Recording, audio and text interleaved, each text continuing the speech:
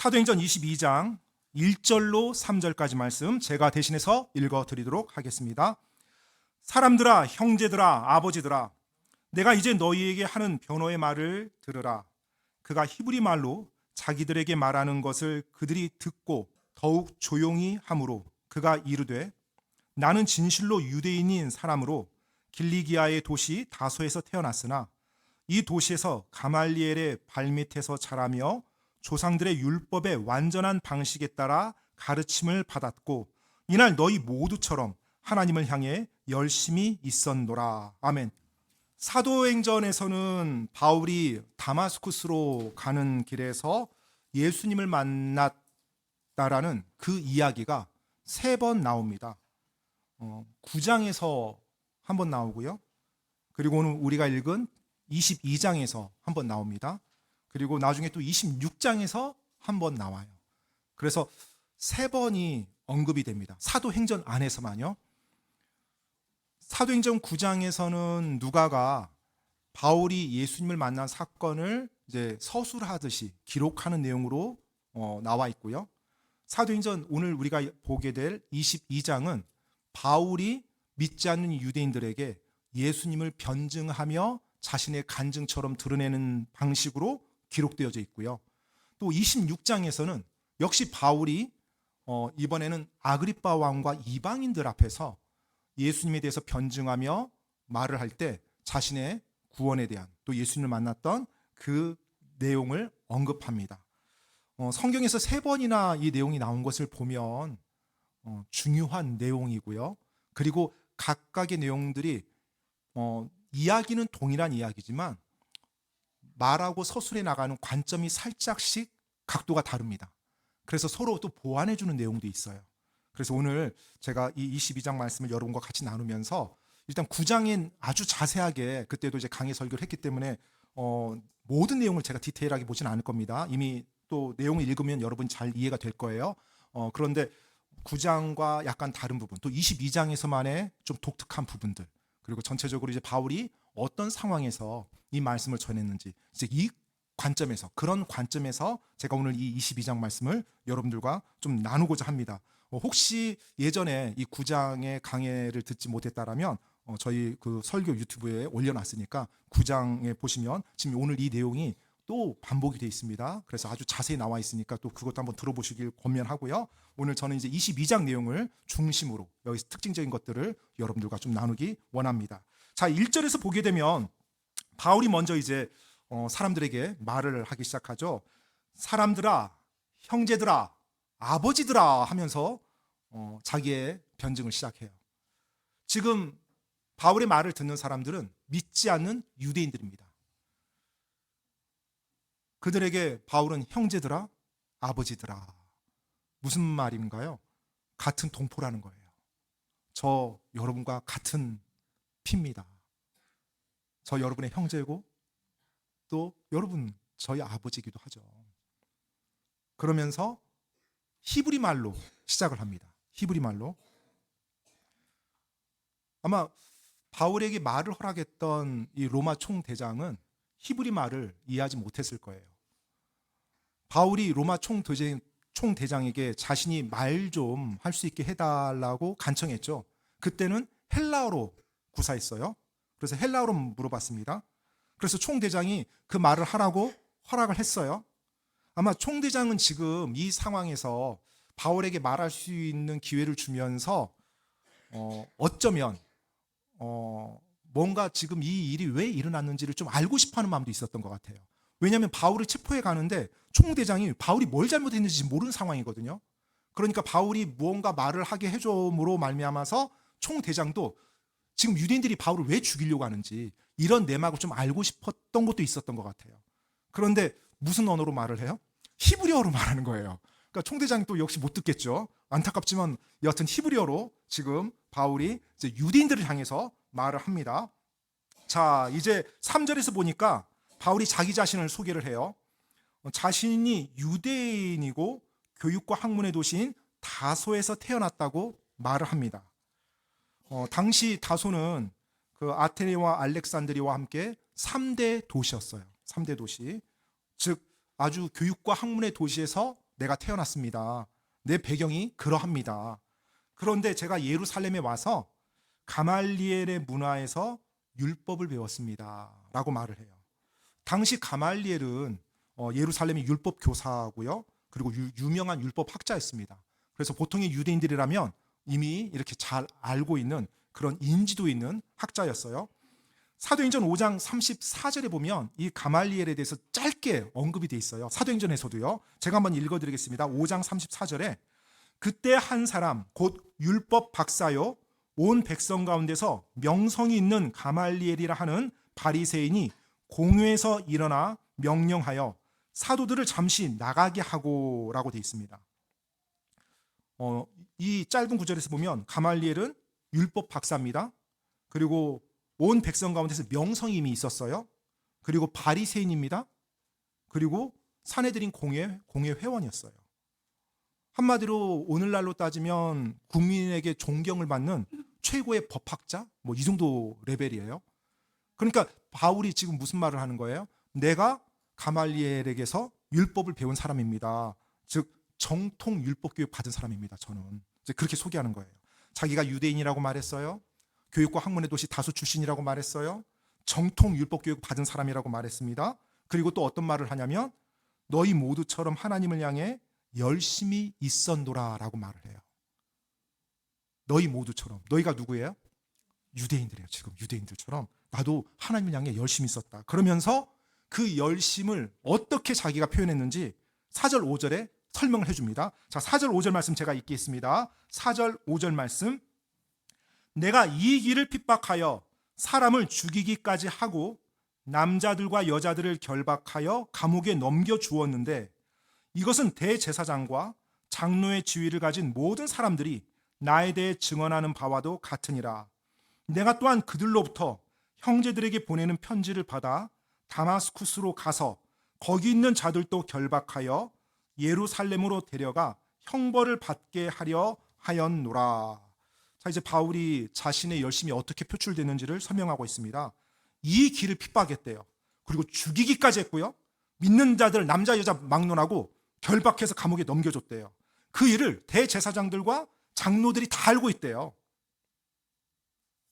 바울은 지금 이 길을 핍박했다고 이제 말하는데 참고로 여러분 성경에서 특히 이제 신약 복음서와 이 사도행전에서 이 길이라고 말할 때 이제 영어로는 this way죠. 뭐 the way, this way, that way 이렇게 되어 있습니다. 이 길은 예수님을 믿고 따르는 길을 이 길로 표현하고 있어요. 그래서 종종 이 길이라는 이 고유명사처럼 사도행전에서 사용되는 걸 볼 수가 있습니다. 뭐 펴실 필요는 없는데요. 사도행전 9장에 보면 이 길에 속한 자들 하면서 예수님 믿는 자들을 그렇게 표현하고 있고요. 또 19장에서도 보면 그 길을 비방함으로 즉 예수님 믿는 자들을 비방한다는 거예요. 또 그 길에 대하여 작지 않은 소동이 일어나니라. 예수님을 믿는 믿음에 대해서 또 소동이 일어났다는 것이고요. 24장에 보면 그들이 이단이라는 그 길을 따라 바로 그 길 그리고 이 길 이렇게 하면서 예수님을 믿고 따르는 길을 그렇게 표현하고 있습니다. 어떤 측면에서 보면 우리가 예수님을 믿는다는 것이 어떤 지적인 동의를 한다는 차원이 아니라 어떠한 길을 걷는 걸 말하고 있죠. 그리고 그 길을 따라가는 것이고 그렇게 살아가는 삶의 방식이 연관되어 있음을 말해주고 있습니다. 바울은 지금 자신의 변증에서 내가 예전에 이 길을 핍박했던 사람입니다 라고 고백을 해요. 그러면서 자신이 얼마나 악랄하게 사람들을 괴롭혔는지 그 길에 있는 사람들을 이 말을 유대인들에게 해줍니다. 유대인들이 지금 여러분 한 5절까지 들으면서 어떤 생각이 들었을 것 같아요? 저 사람 우리랑 비슷한 사람이네. 아마 이런 생각이 들었을 거예요. 우리처럼 율법에 열심히 있었던 사람이고 우리처럼 율법을 잘 아는 사람이고 또 율법 제대로 배운 사람이네. 그리고 그 길을 핍박했던 사람이었었네. 아마 5절까지 들으면서 왠지 바울을 향해서 동질감도 느꼈을 수 있어요. 지금 바울이 자신의 변증을 굉장히 잘하는 겁니다. 청중, 자신의 말을 듣는 청중들에게 공감대를 형성하면서 그들이 자기의 말에 집중할 수 있도록 이끌어가고 있는 거예요. 바울은 나도 당신들과 같은 사람이었습니다 라고 말하면서 자신의 간증을 이렇게 펼쳐나갑니다.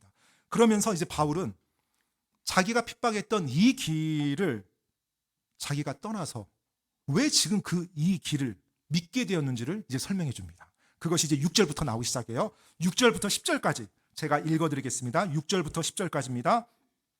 내가 길을 가다가 다마스쿠스에 가까이 갔을 때 정오쯤 되어 갑자기 하늘로부터 큰 빛이 나타나서 나를 둘러 비춤으로 내가 땅바닥에 쓰러져 들으니 한 음성이 내게 이르시되 사울아 사울아 어찌하여 내가 나를 핍박하느냐 하시게 내가 대답하되 주여 누구시니까 하니 그분께서 내게 이르시되 나는 내가 핍박하는 나사렛 예수라 하시더라. 나와 함께 있던 자들은 참으로 그 빛을 보고 두려워하였으나 내게 말씀하신 분의 음성은 듣지 못하였더라. 내가 이르되 주여 내가 무엇을 해야 하리까 하매 주께서 내게 이르시되 일어나 다마스쿠스로 들어가라. 그러면 내가 하도록 정해놓은 모든 일을 거기서 듣게 되리라 하시니라. 자, 이제 바울의 예수님을 만난 간증이 이제 6절부터 10절까지 이어집니다. 자, 지금 이 내용이 앞에 우리 사도행전 9장에서도 동일하게 나옵니다. 그런데 이제 사도행전 9장에서는 안 나오는 내용이 몇 개가 있어요. 먼저 바울이 언제 빛을 봤다고 22장에서 설명이 되어 있습니까? 정오쯤 되어 하늘로부터 큰 빛이 나타났다고 말해요. 이 정오쯤 됐다는 말은 앞에 9장에서는 언급이 없어요. 그냥 빛을 봤다고만 되어 있습니다. 정오면 언제인가요? 해가 쨍쨍 떠 있을 때죠. 가장 밝을 때죠. 그때 여러분 빛을 봅니까? 네, 대낮에 빛이 보여요? 보통 빛을 본다고 하면 저녁이나 밤에 보죠. 그런데 정오에 지금 이 성경 기록에 보면 큰 빛이래요. 그러면 이 빛은 태양보다 밝아야 될까요? 당연하죠. 어느 정도 밝아야 될까요? 아주 많이 밝아야 돼요. 그래야 정오에 빛이 보이는 거고요. 더구나 그 빛이 나를 둘러 비췄대요. 아니 대낮에 그 빛이 나를 둘러 비추려면 얼마나 강한 빛으로 나를 이렇게 쏘았을까. 굉장한 눈부시는 빛이었을 거예요. 그 빛을 바울이 본 것입니다. 그리고 그 빛을 봤을 때 바울은 땅바닥에 쓰러졌어요. 그리고 땅바닥에 쓰러진 상태에서 한 음성을 듣게 됩니다. 그 음성이 말을 하죠. 사울아 사울아 어찌하여 내가 나를 핍박하느냐. 그래서 바울이 그 음성을 듣고 주여 누구시니까 주라고 말했어요. 이분이 누군지 모르지만 주님이라는 거예요. 이렇게 역사하시는 분이 하나님 말고는 없다는 거죠. 주여 누구시니까 라고 했는데 그 음성이 나는 내가 핍박하는 나사렛 예수라. 예수라고도 안 하고 나사렛 예수라. 정확히 누군지를 언급해 주셨어요. 사울은 이 말을 들었을 때 완전히 충격을 받았을 겁니다. 왜 충격을 받았냐면 일단 첫 번째 자기가 지금 핍박하는 이 길이 그 예수님을 믿는 길이거든요. 그런데 그 예수님이 주님이라는 것을 알게 된 거예요. 그리고 사울은 이 예수님이 거짓 대언자라고 믿고 있었어요. 그리고 예수의 제자들은 사기꾼이라고 믿고 있었습니다. 이 당시에. 왜냐하면 이 당시 여러분 대부분의 유대인들은 예수님의 제자들이 죽은 예수님의 시체를 훔쳐가서 예수가 부활했다라고 헛소문을 퍼뜨리고 있다라고 그렇게 다 알고 있었어요. 대부분의 유대인들이. 제가 참고로 마태복음 말씀 한번 읽어드리겠습니다. 마태복음 28장 13절로 15절에 보면 그 내용이 정확히 나와 있습니다. 마태복음 28장 13절로 15절 제가 읽어드리겠습니다. 이르되 너희는 말하기를 그의 제자들이 밤에 와서 우리가 잠든 사이에 그를 훔쳐갔다 하라. 만일 이 일이 총독의 귀에 들어가면 우리가 그를 설득하여 너희를 안전하게 지켜주리라 하니 이에 그들이 돈을 받고 그들은 파수꾼입니다. 돈을 받고 가르침을 받은 대로 하매 이 말이 이날까지 유대인들 가운데 공공연히 전해지니라. 자, 지금 마태복음 28장에 나와 있는 내용이에요. 파수꾼들이 와서 예수님이 부활했다는 말을 이 종교 지도자들에게 말한 겁니다. 수제사장들과 장로들에게. 그랬더니 그들이 이제 거짓말을 하라고 사주하는 거예요. 아, 제자들이 밤에 와서 너희들 잠든 사이에 훔쳐갔다고 그냥 말해라. 그리고 혹시 총독이 알면 우리가 너희 빼내줄게. 그리고 이 돈 받아서 좀 잘 써 하면서 큰 돈을 줬어요. 그러니까 파수꾼들이 그 돈을 이제 뇌물을 받은 거죠. 그리고 거짓말을 하고 다닌 거예요.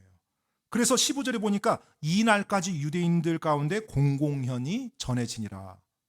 이 날이 어느 언제예요? 마태복음이 쓰여진 날이죠.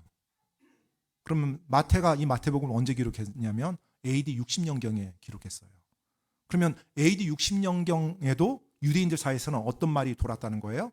예수의 시체를 제자들이 훔쳐가고 부활했다고 거짓말하고 다닌다. 이렇게 알고 있었던 거예요. 지금 바울이 성전에서 유대인들에게 변증하는 이때는 AD 57년, 58년경이에요. 그러면 바울의 말을 듣고 있는 유대인들은 다 어떻게 알고 있었다는 거예요?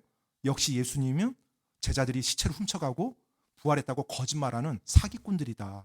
이렇게 알고 있었어요.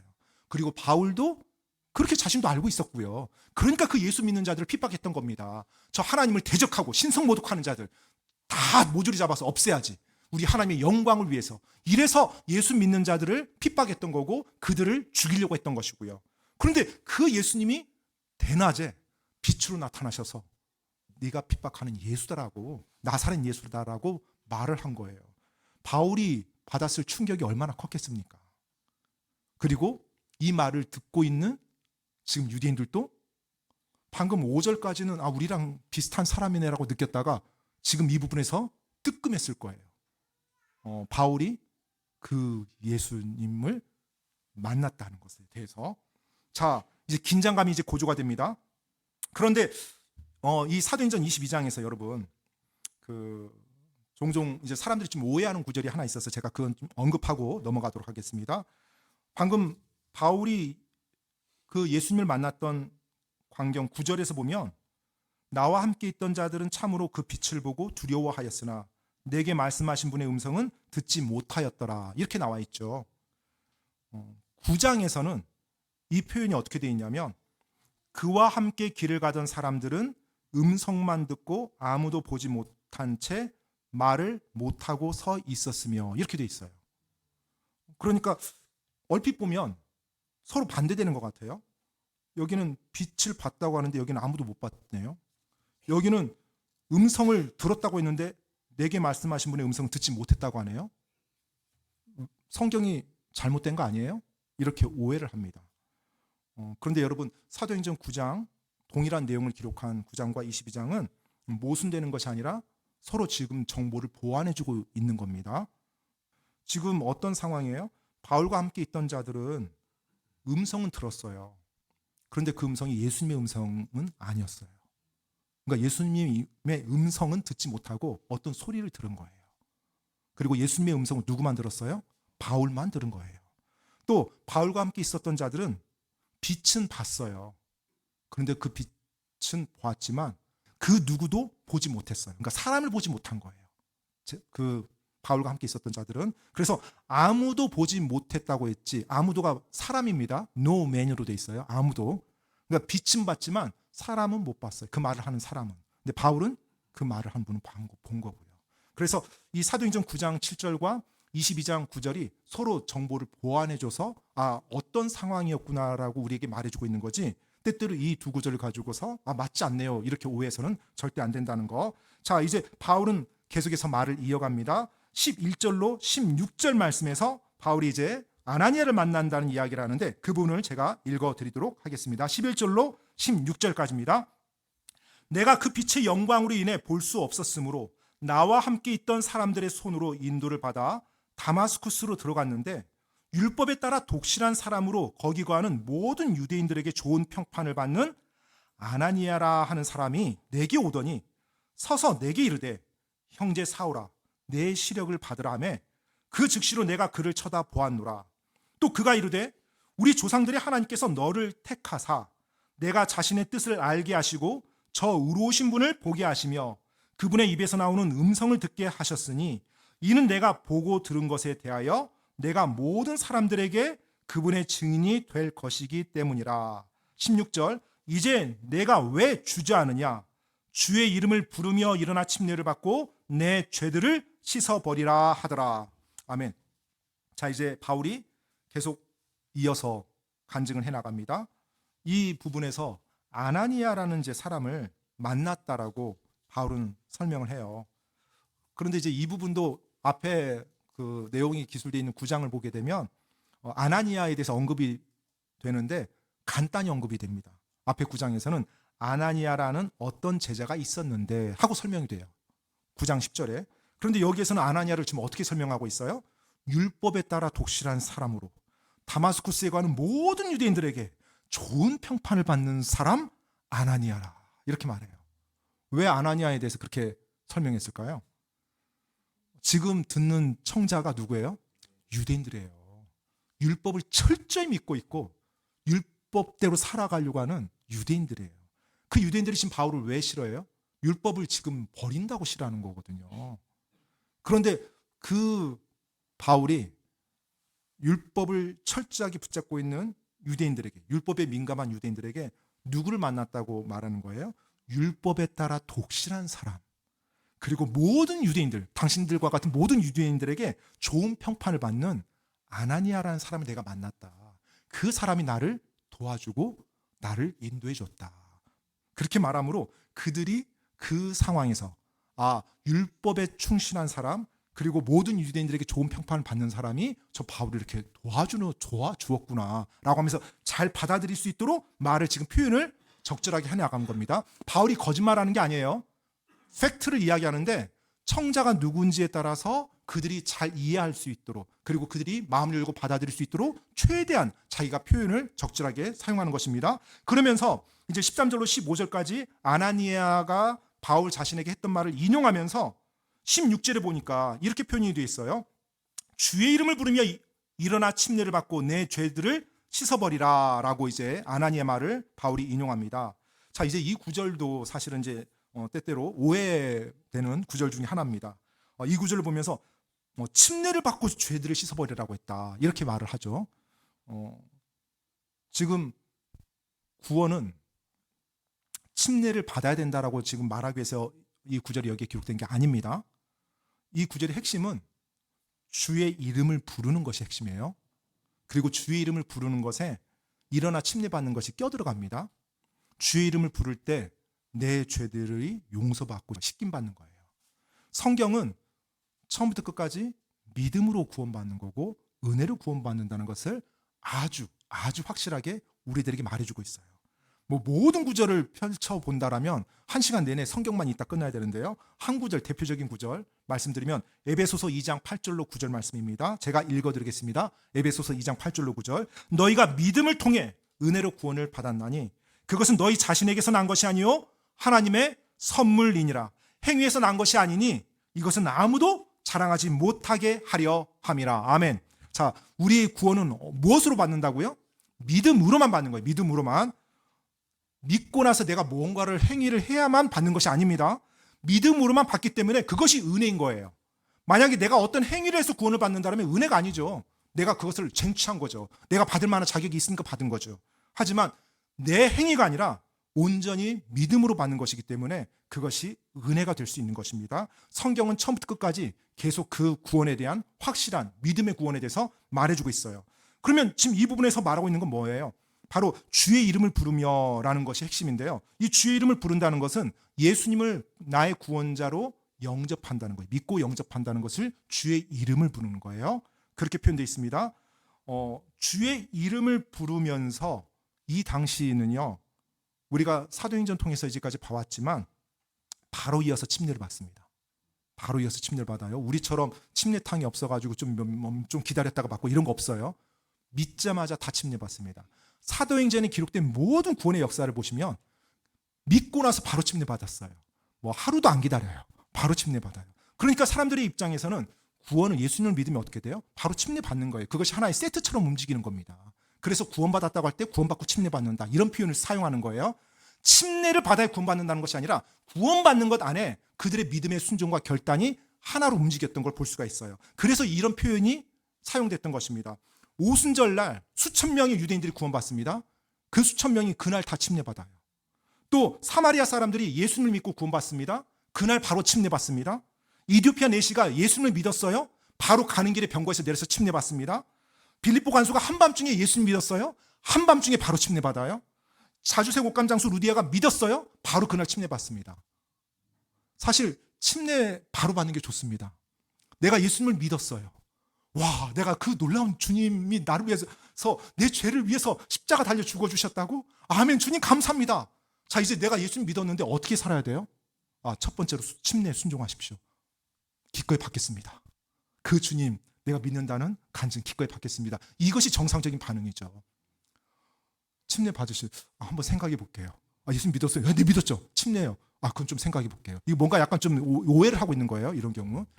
그래서 사실은 우리가 환경 때문에 그러는데 여건만 되면 저는 구원받고 바로 침례 받는 거 항상 그것을 가장 좋게 봅니다. 그리고 또 그렇게 되기를 원하고요.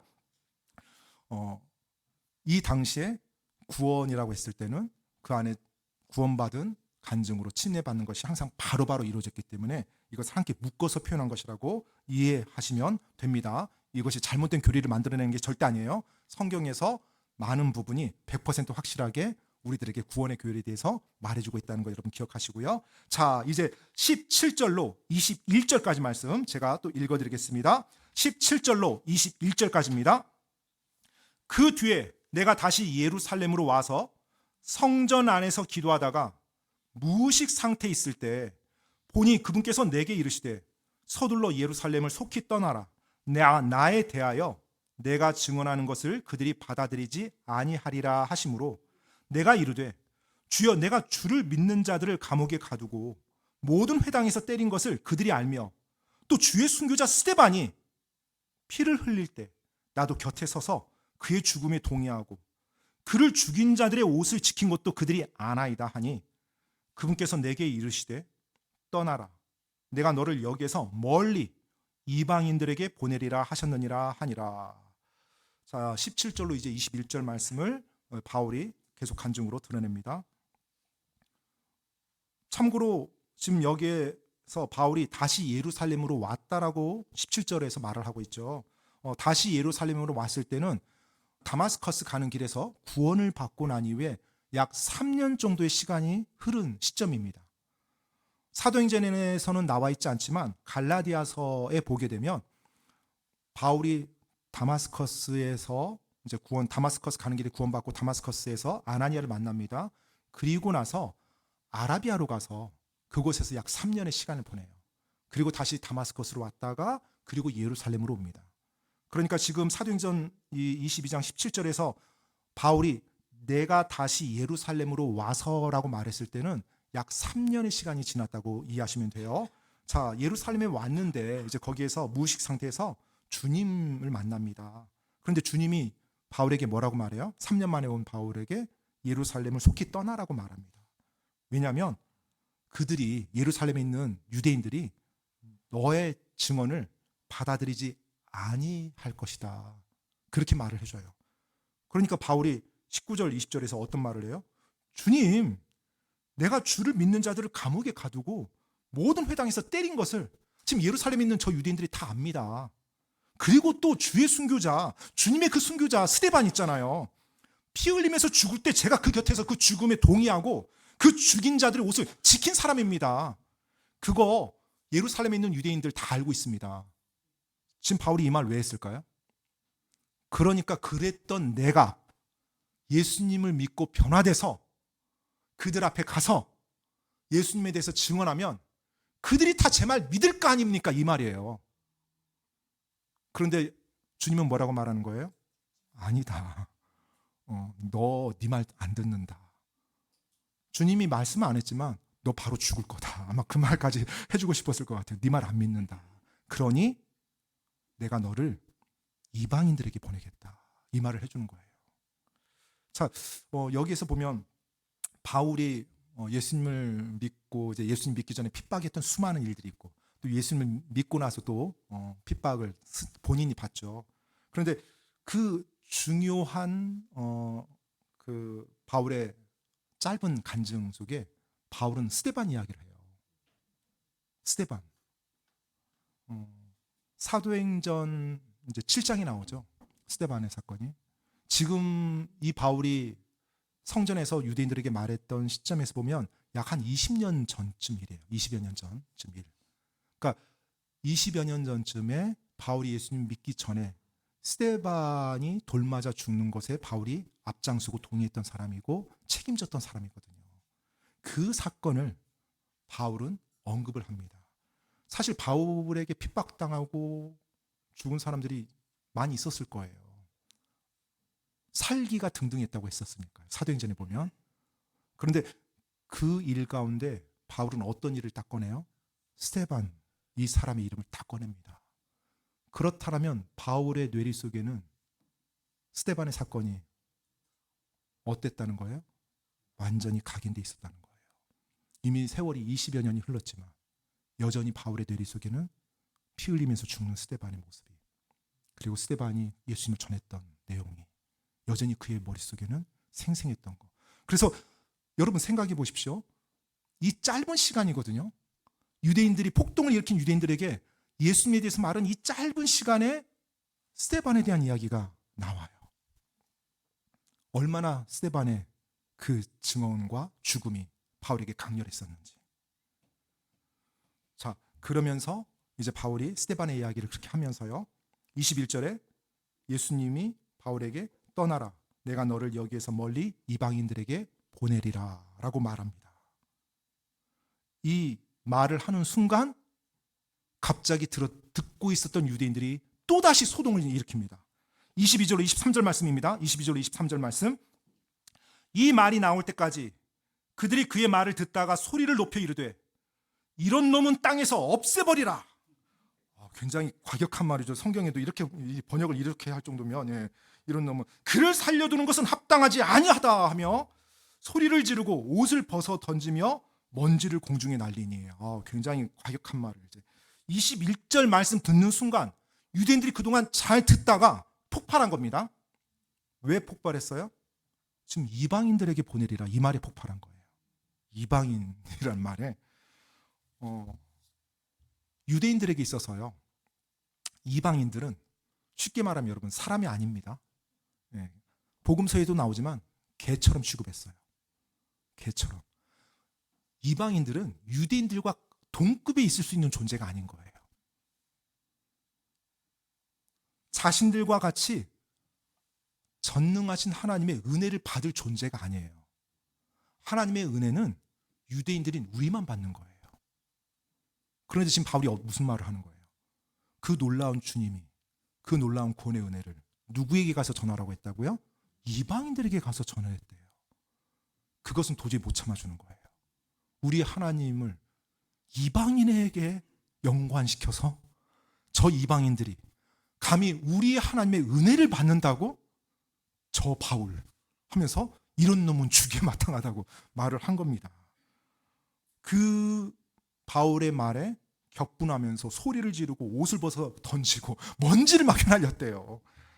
그러자 이제 로마 총대장이 바로 그 바울을 다시 성치 안으로 데려가도록 명령을 내리면서 이 바울의 간증이, 예수님에 대한 변증이 끝나게 됩니다. 자신을 죽이려고 때렸던 자들이잖아요. 지난 시간에도 말씀드렸지만 지금 이 바울의 몸은 어딘가에 지금 피가 났을 수도 있고 멍들었을 수도 있고 옷이 헝클어져 있을 수도 있을 거예요. 왜냐하면 집단 구타 당한 이후에 지금 계단에 서서 말하고 있거든요. 자기를 죽이려고 하는 유대인들, 그들에게 지금 바울이 예수님에 대해서 전하고자 로마 총대장에게 허락을 구해서 예수님을 전했어요. 그리고 그의 유대인들을 향한 메시지는 여기서 끝나게 됩니다. 바울이 왜 자기를 죽이려는 유대인들에게 예수님을 그렇게 전하려고 했을까요? 구타당해서 로마 군인들에게 끌려서 그냥 들어가면 됐는데 왜 구태여 내가 잠시 이야기 좀 할 수 없겠냐고 부탁을 해서 그 유대인들에게, 자기를 죽이려고 하고 자기를 이미 때렸던 유대인들에게 예수님을 전하려 했을까요? 성경에서 우리가 바울이 기록한 바울의 서신서들 보면 우리가 몇 가지를 유추해 볼 수 있습니다. 첫 번째, 바울은 예수님을 사랑했어요. 예수님을 사랑했기 때문에, 그리고 그 예수님의 사랑을 알았기 때문에 자기를 죽이려 하는 유대인들에게 그 예수님을 전하고 싶어 했던 것입니다. 나의 죄를 위해서 십자가에 달려 죽어주신 그 예수님이 지금 저들의 죄를 위해서도 십자가에 달려 죽어주셨거든요. 비록 저들이 나에게 잘못한 죄를 범하고 있지만 그 죄도 바로 예수님께서 용서하시고자 피 흘려 죽어주셨거든요. 그래서 저들에게 그 예수님을 전하고자 했던 것입니다. 바울이 기록했던 유명한 서신들, 그 중에 대표적인 거 로마서죠.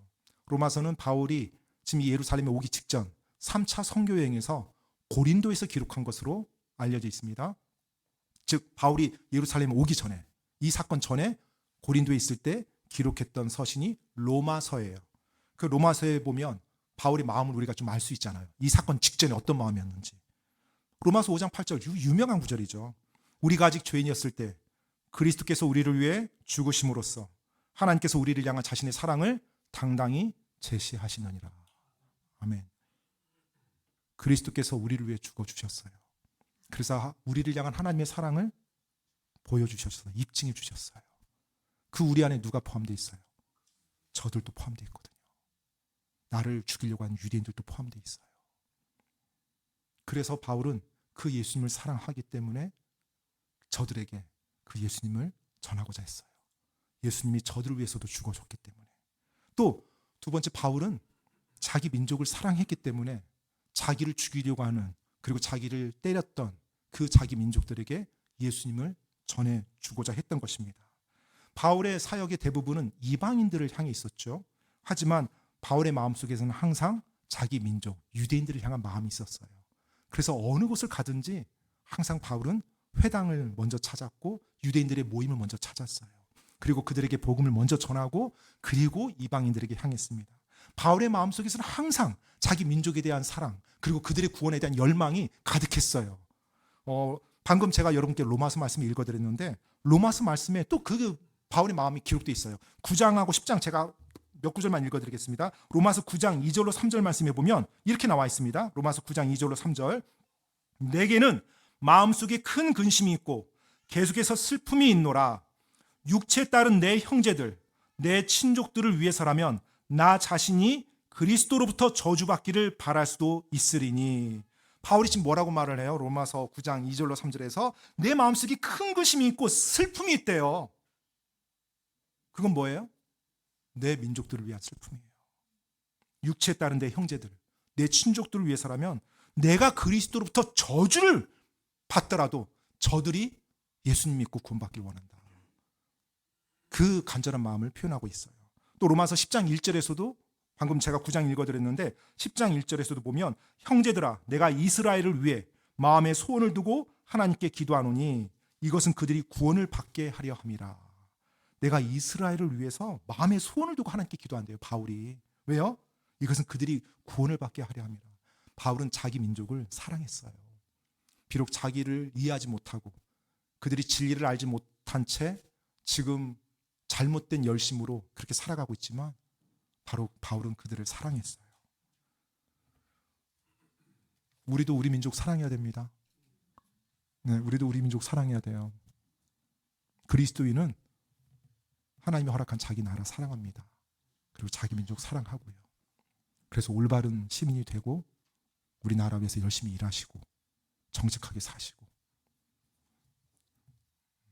하나님이 허락한 이 나라 위해서 그리고 사람들이 구원받을 수 있도록 기도하고 도와주고, 그래서 우리가 지금 이 나라에 지금 살고 있는 겁니다. 예수님을 사랑했고 자기 민족을 사랑했어요. 그래서 자기를 죽이고 자기를 때렸던 그 자기 민족인 유대인들에게 복음을 전했던 거예요. 그리고 저는 이 내용 보면서 바울이 지금 스데반 이야기를 꺼냈잖아요.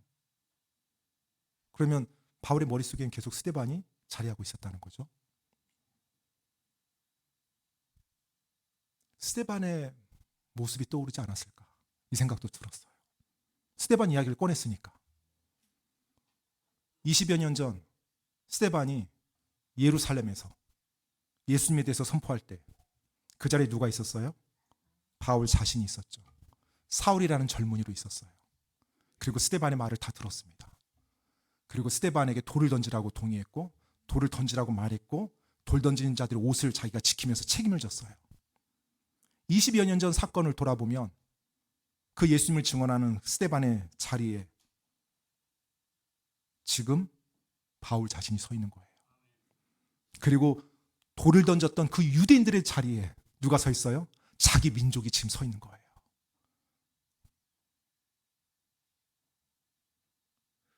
20여 년 전에 스데반이 전했던 그 예수님, 그리고 스데반이 예수님을 전하면서 그 억울하고 부당하고 너무나도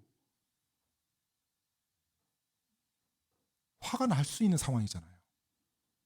자기가 잘못한 것이 없는데 유대인들에게 모함을 당하고 예수님을 전한 것 때문에 돌맞는 그 스데반. 근데 그 스데반의 모습 속에 유대인들을 향한 적개심이나 미움 전혀 없었거든요. 그것이 바울에겐 충격이었을 거예요. 그리고 그것 때문에 바울의 머릿속에 스데반이 계속 자리하고 있었고요.